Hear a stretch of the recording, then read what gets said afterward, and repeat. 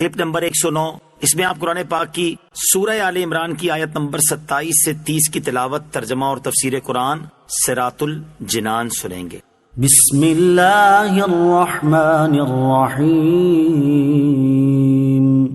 ترجمہ، اللہ کے نام سے شروع جو نہایت مہربان رحمت والا ہے۔ تولج اللیل فی النہار وتولج النہار فی اللیل وتخرج الحی من المیت وتخرج المیت من الحی وترزق من تشاء بغیر حساب۔ ترجمہ، تو رات کا کچھ حصہ دن میں داخل کر دیتا ہے اور دن کا کچھ حصہ رات میں داخل کر دیتا ہے، اور تو مردہ سے زندہ کو نکالتا ہے اور زندہ سے مردہ کو نکالتا ہے، اور جسے چاہتا ہے بے شمار رزق عطا فرماتا ہے۔ تولج اللیل فی النہار، تو رات کا کچھ حصہ دن میں داخل کر دیتا ہے۔ گرمیوں میں رات چھوٹی اور دن بڑے کر دینا، سردیوں میں دن چھوٹے اور رات لمبی کر دینا اللہ تعالیٰ ہی کے نظام کی وجہ سے ہے، جس کے قبضہ قدرت میں اتنا بڑا نظام ہے۔ اس کے لیے فارس اور روم سے ملک لے کر غلامان مصطفیٰ صلی اللہ علیہ وسلم کو عطا کر دینا کیا بعید ہے۔ فَتُخْرِجُ الْحَيَّ مِنَ الْمَيِّتِ، اور تو مردہ سے زندہ کو نکالتا ہے۔ مردہ سے زندہ کا نکالنا یوں ہے جیسے زندہ انسان کو بے جان نطفے سے، اور پرندے کے زندہ بچے کو بے روح انڈے سے، اور زندہ دل مومن کو مردہ دل کافر سے۔ یوں ہی زندہ سے مردہ نکالنا اس طرح جیسا کہ زندہ انسان سے بے جان نطفہ، اور زندہ پرندے سے بے جان انڈا، اور زندہ دل ایماندار سے مردہ دل کافر۔ لا يتخذ المؤمنون الكافرين أولياء من دون المؤمنين ومن يفعل ذلك فليس من الله في شيء إلا أن تتقوا منهم تقاه وَيُحَذِّرُكُمُ اللَّهُ نَفْسَهُ وَإِلَى اللَّهِ الْمَصِيرُ۔ ترجمہ، مسلمانوں کو چھوڑ کر کافروں کو اپنا دوست نہ بنائیں، اور جو کوئی ایسا کرے گا تو اس کا اللہ سے کوئی تعلق نہیں مگر یہ کہ تمہیں ان سے کوئی ڈر ہو، اور اللہ تمہیں اپنے غضب سے ڈراتا ہے اور اللہ ہی کی طرف لوٹنا ہے۔ لا يتخذ المؤمنون الكافرین اولیاء من دون المؤمنین، مسلمانوں کو چھوڑ کر کافروں کو اپنا دوست نہ بنائیں۔ حضرت عبادہ بن صامت رضی اللہ تعالی عنہ نے جنگ احزاب کے موقع پر سید دو عالم صلی اللہ تعالی علیہ وآلہ وسلم سے عرض کیا کہ میرے ساتھ 500 یہودی ہیں جو میرے حلیف ہیں، میری رائے ہے کہ میں دشمن کے مقابلے میں ان سے مدد حاصل کروں۔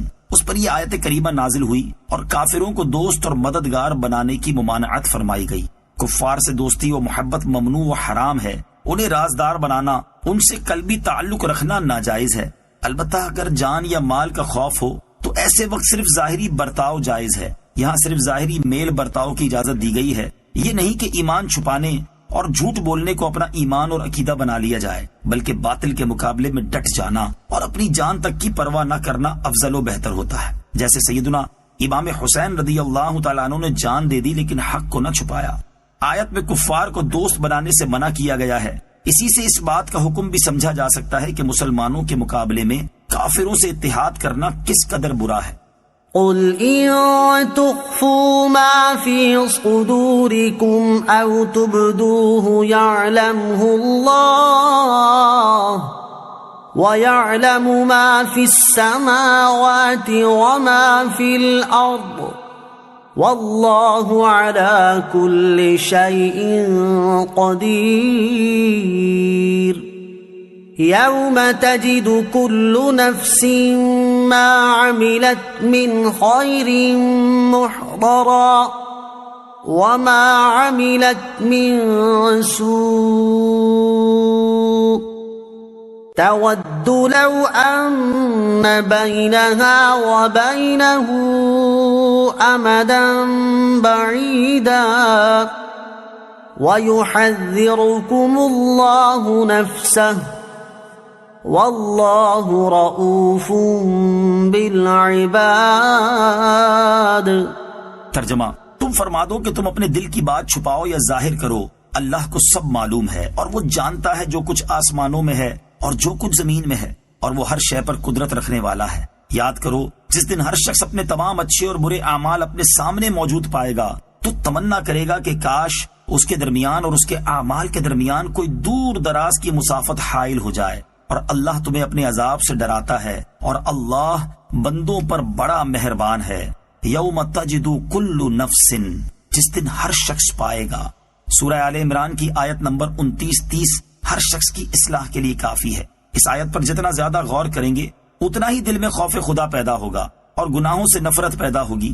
چنانچہ فرمایا کہ تم فرما دو کہ اگر تم اپنے دل کی باتیں چھپاؤ یا ظاہر کرو، اللہ عز و جل کو سب معلوم ہے۔ تمہارے دلوں کا ایمان و نفاق، قلوب کی طہارت و خباثت، اچھے برے خیالات، نیک و بد ارادے، صحیح و فاسد منصوبے ساری دنیا سے چھپ سکتے ہیں، مگر اللہ عز و جل عالم الغیب والشہادہ کے حضور سب ظاہر ہے۔ وہ جو کچھ آسمانوں میں ہے اور جو کچھ زمین میں ہے سب جانتا ہے۔ وہ تمہیں فرماتا ہے کہ تم اپنے دل کی بات چھپاؤ یا ظاہر کرو، اللہ عز و جل کو سب معلوم ہے۔ اور اس دن کو یاد رکھو جس دن ہر شخص اپنے تمام اچھے اور برے اعمال اپنے سامنے موجود پائے گا، خلوتوں جلوتوں میں کیے ہوئے اعمال، پہاڑوں، سمندروں، غاروں، صحراؤں، جزیروں اور کائنات کے کسی بھی کونے میں کیے گئے اعمال کا ایک ایک ذرہ آدمی کے سامنے موجود ہوگا۔ اور اس وقت برے اعمال والا تمنا کرے گا کہ کاش اس کے درمیان اور اس کے اعمال کے درمیان کوئی دور دراز کی مسافت حائل ہو جائے اور کسی طرح ان اعمال سے چھٹکارا ہو جائے، مگر ایسا نہ ہو سکے گا۔